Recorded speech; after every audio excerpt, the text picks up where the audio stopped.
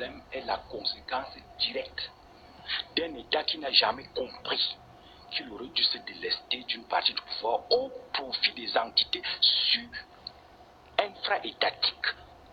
L'État du Congo n'a pas les moyens d'entretenir le secteur social, l'éducation et de la santé. Il n'en a pas. Il ne peut pas faire ce travail. Il doit le comprendre depuis. Or, depuis, on avait demandé que l'éducation, l'enseignement secondaire soit à la disponibilité des régions et le primaire à la disponibilité, à la charge des communes. Regardons la séquence de ces événements. Monsieur Tchakounté a été recruté à Yaoundé, c'est un originaire de l'Ouest. Il a été recruté à Yaoundé. On l'affecte à l'Ouest. Parce que l'État central ne lui a pas encore donné le salaire, il cale à Yaoundé. Il attend qu'on lui donne le salaire et il va donner des vacations dans un lycée de Yaoundé. Il va se faire tuer là-bas. Le problème devient un problème national. Parce qu'on a tué un enseignant. Et dans des conditions où on ne peut pas dire que réellement tout a été fait pour qu'il ait raison. Il va se faire tuer. Et maintenant, un problème local devient brutalement un problème national. Pourquoi c'est local?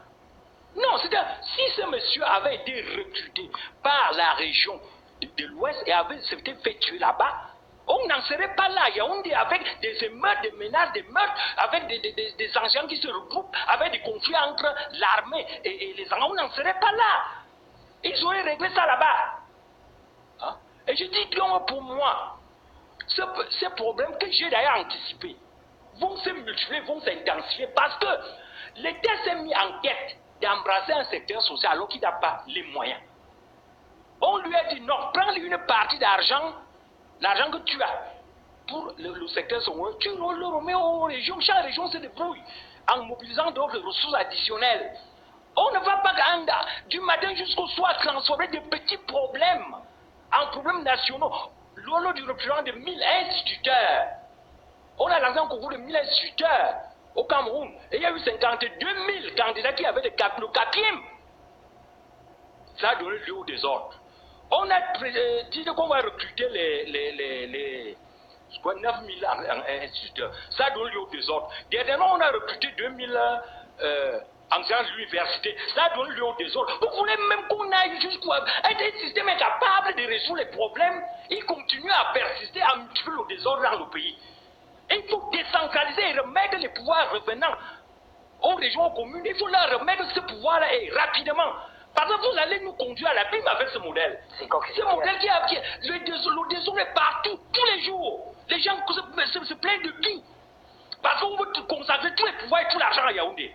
Il faut décentraliser et rapidement. Je crois que la décentralisation a été en cours. Non, elle est en cours, mais on raconte. Quand vous voyez cette décentralisation, on ne fait que tourner en rond. Même le recrutement des enseignants. On n'a pas dit que les gens vont recruter les professeurs. On leur dit qu'ils vont recruter le personnel d'appui. Ça veut dire que les gars ne veulent rien lâcher. Or, si on ne lâche pas, ce pays va faire l'abîme. Merci, c'est